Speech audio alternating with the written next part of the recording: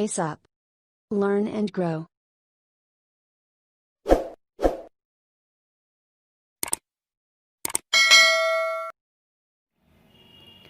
Hello friends, welcome to my channel pace up. आज हम देखने वाले हैं थ्योरी ऑफ लर्निंग का नेक्स्ट थ्योरी, वाइगॉस्की थ्योरी। सबसे पहले बहुत आपसे सॉरी बोलना चाहती हूँ क्योंकि बहुत दिन बाद वीडियो डाल रही हूँ। एक्चुअली कोरोना के कारण हम अपने नेटिव में शिफ्ट हो गए कुछ दिनों के लिए, इसलिए थोड़ा ये डिस्टर्बेंस हो गया। एंड अब मैं वीडियोस इसी तरह कुछ दिन तक ऐसे ही डालूँगी जिसमें सिर्फ आपको नोट्स दिखाई देंगे। देखते हैं हमारा पहला जो आज का टॉपिक है वो है वाइगॉस्की थ्योरी। बहुत इंपॉर्टेंट है आपके सभी एग्ज़ाम्स के लिए। सबसे ज़्यादा ये पूछा जाता है आपके कॉम्पिटिटिव एग्ज़ाम्स में, तो क्वेश्चंस दोनों कवर कर दिए जाएंगे, कॉम्पिटिटिव एग्ज़ाम्स के लिए भी और आपके थ्योरेटिकल एग्ज़ाम्स के लिए भी। जैसा मैंने लिखा है कोशिश करिएगा कि थ्योरेटिकल एग्ज़ाम में वैसे ही पॉइंट कवर करें। सबसे पहला है ये थ्योरी ऑफ लर्निंग का वाइगॉस्की थ्योरी, जिसको हम जो वाइगॉस्की ने दी है सोशियो कल्चरल डेवलपमेंट पे। अब सोशियो कल्चरल डेवलपमेंट को हिंदी में सामाजिक सांस्कृतिक विकास, वाइगॉस्की का सामाजिक सांस्कृतिक विकास का सिद्धांत भी कहा जाता है।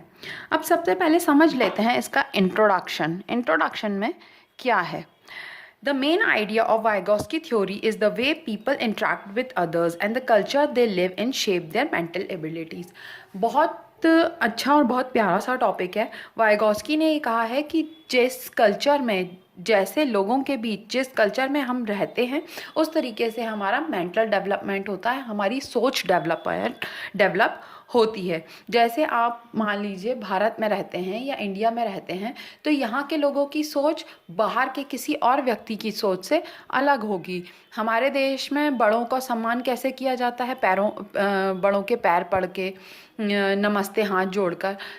अदर कंट्रीज़ में या दूसरे देशों में उन लोग सिर्फ ग्रीट करते हैं हाय हेलो बोलकर या फिर हैंडशेक करके।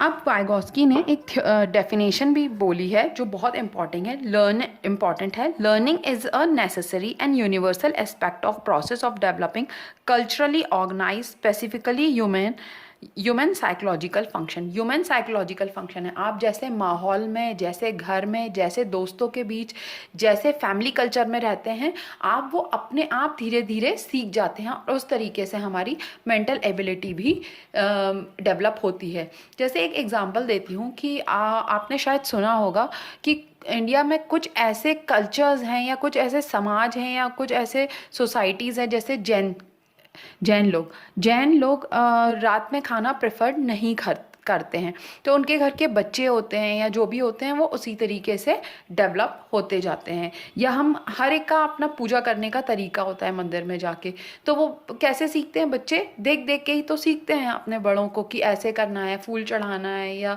फल चढ़ाना है या किस पूजा में कैसी तैयारी करना है। तो इस तरीके से जो हमारा कल्चरल एक्टिविटी है या हम जगह पे रहते हैं उस पर हमारा साइकोलॉजिकल फंक्शंस डिपेंड करता है, उससे हमारी साइकोलॉजी डेवलप होती है।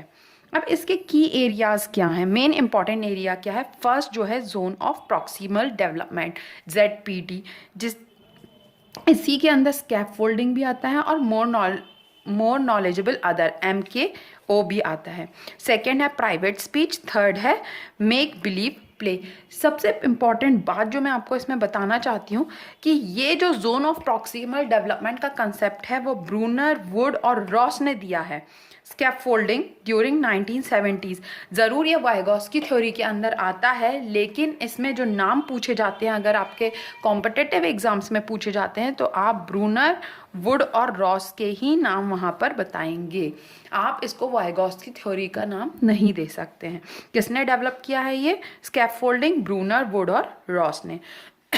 अब हम जोन ऑफ प्रॉक्सिमल डेवलपमेंट जो ZPD है, जिसका आपका शॉर्ट नोट्स में ZPD करके डायरेक्ट क्वेश्चन भी आ जाता है, तब आप समझ जाइएगा कि ये जोन ऑफ प्रॉक्सिमल डेवलपमेंट के बारे में पूछ रहे हैं वाइगॉस्की थ्योरी के अंदर से। तो अब इसमें मैंने डायग्राम बना के आपको बताने की कोशिश की है।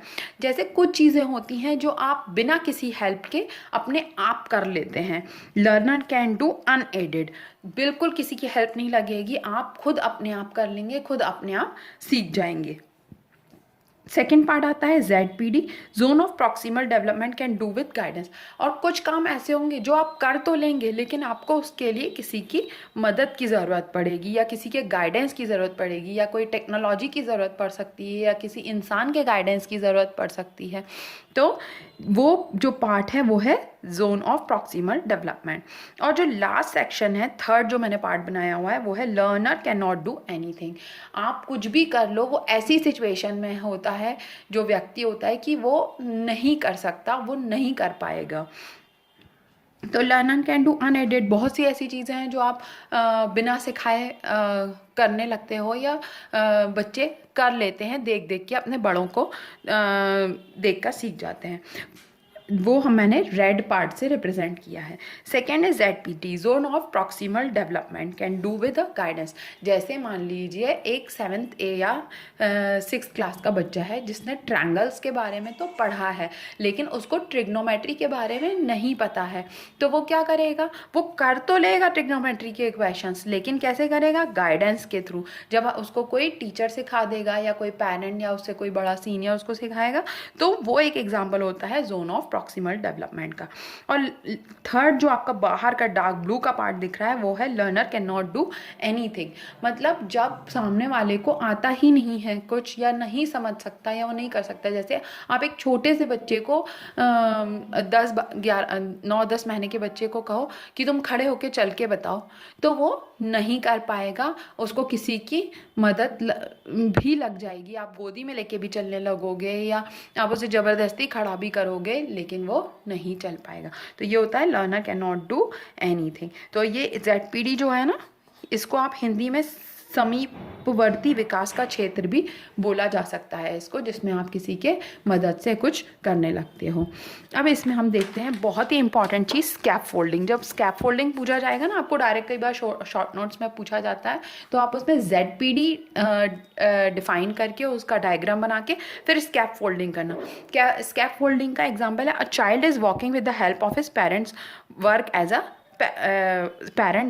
अ स्कैफोल्डिंग। इसका मतलब क्या हुआ कि स्कैफोल्डिंग को हिंदी में मचान भी कहा जाता है। सबसे पहली बात, जब हम किसी की मदद से कोई काम कर लेते हैं, जैसे बच्चा खड़ा होके डगमगा रहा है, चल नहीं पा रहा, खड़ा तो हो गया पर वो चल नहीं पा रहा, तो किसी भी पेरेंट ने क्या किया, उसका हाथ पकड़ लिया और उसका हाथ पकड़ के उसको चलाने लगे, तो वो क्या पेरेंट कैसा वर्क कर रहे हैं, उसके लिए स्कैफोल्डिंग का वर्क कर रहे हैं।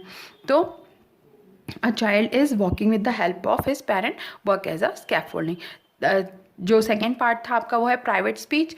जब हम खुद से बातें करके, when we talk to ourselves, हम खुद से बात करके भी कई बार चीज़ें समझते हैं कि अच्छा वैसा था, ये क्वेश्चन हमने ऐसा किया था, अब हमको ऐसा सोचना चाहिए या ऐसा करना चाहिए, तो वो होती है आपकी प्राइवेट स्पीच।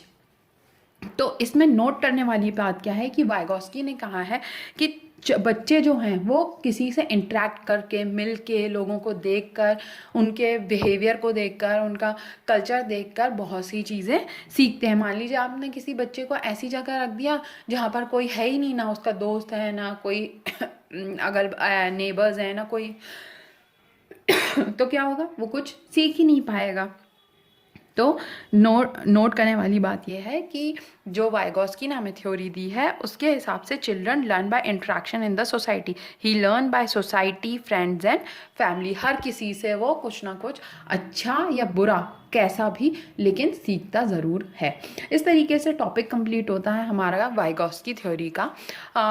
अगला वीडियो बहुत ही जल्दी आएगा। तब तक के लिए अगर आपने चैनल को सब्सक्राइब नहीं किया है तो सब्सक्राइब कर लें। टॉपिक पसंद आया हो तो प्लीज़ लाइक करें, शेयर करें और बेल आइकन को प्रेस कर लें, जिससे आगे आने वाले वीडियोस की जानकारी आपको समय पर मिलती रहे। Thank you.